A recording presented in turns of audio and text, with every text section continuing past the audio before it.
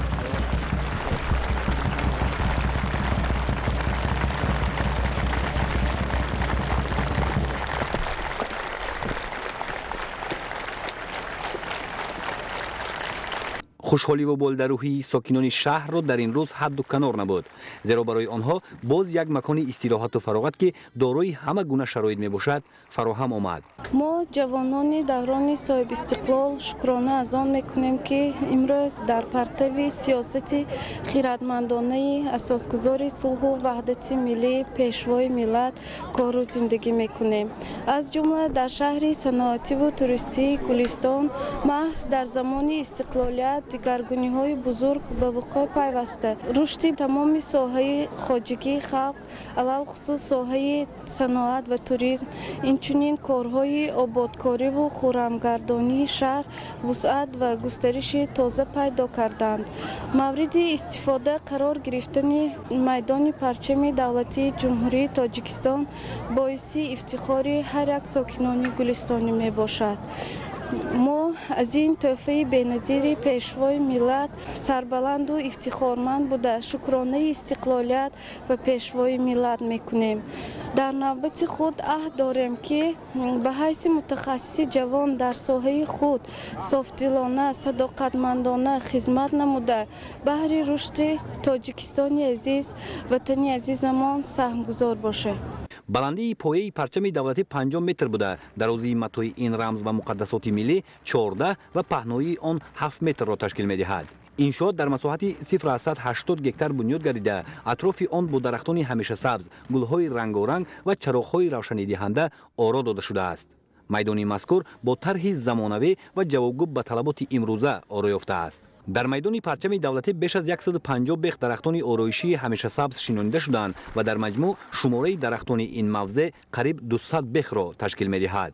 имрӯз хурсандии мо ҷавонони гулистониро ҳадду канор нест. зеро бо дастгирии асосгузори сулҳу ваҳдати миллӣ, пешвои миллат, президенти ҷумҳурии Тоҷикистон ҷаноби олӣ муҳтарам Эмомалӣ Раҳмон чунин як майдони сабзу хуррам бо парафшон гардидани парчами давлатии ҷумҳурии Тоҷикистон сохта ба кулли мардуми гулистонӣ тӯҳфа карда шуд. дар ин майдон дарахтони ҳамешасабз, гулу сабзаҳои зебо шинонида шудааст, ки ба шаҳри мо боз ҳам ҳусну таровати дигаре зам мекунад. ин ҳама ободӣ, зебоиҳо, тинҷиву оромӣ натиҷаи сиёсати хиратмандонаи пешвои муаззами миллат мебошад.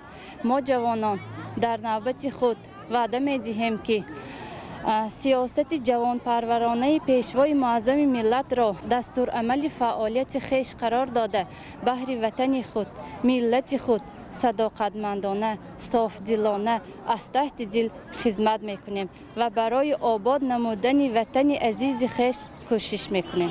дар ду шафати парчами давлатӣ фаввора сохта шудааст, ки масоҳати ҳар кадоми он ба 50 метри мураббаъ баробар мебошад. майдони парчами давлатӣ дар ин шаҳр барои гузарондани чорабиниҳои фарҳангӣ оммавӣ низ басо мусоид аст. атрофи парчами давлатӣ дар масоҳати 3700 метри мураббаъ сафолакпӯш гардидааст.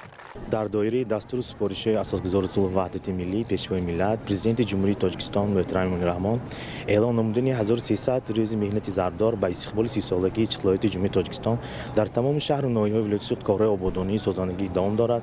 дар маркази шаҳри Гулистон майдони парчами давлатии ҷумҳурии Тоҷикистон бунёд карда шуд. мо сохтмончиён ҳаракат намудем, ки тибқи меъёрҳо ва бо сифати баланд корҳои сохтмониро дар муҳлатҳои муқарраршуда ба анҷом спорем. чароғҳои равшанидиҳанда, нишастгоҳҳои мувофиқ ба талаботи имрӯза ва дигар зебогиҳое, ки дар майдони парчами давлатӣ ташкил гардидаанд, ба намои маркази шаҳри Гулистон ҳусни дигар зам мекунад. шумораи чароғҳои равшанидиҳанда беш аз 50 ададро ташкил дода, нишастгоҳҳои ин мавзеъ ба 30 адад баробар аст.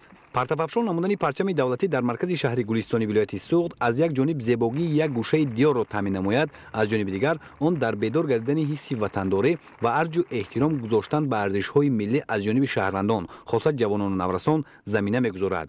гулкорию сабзу хуррамгардонии майдони парчами давлатӣ бисёр ҷолиб мебошад ва ба ҳарбинанда рӯҳу илҳоми болида мебахшад. интихоб ва ҷобаҷогузории гулҳои рангоранги ороишӣ аз маҳорати баланди дастанаркорон дарак медиҳад. парчами давлатӣ ва сутунпояву майдони он дар маркази шаҳри Гулистон бо истифода аз масолиҳи баландсифати сохтмонӣ бунёд шуда, коршоям будани он солҳои тӯлонӣ кафолат дода мешавад.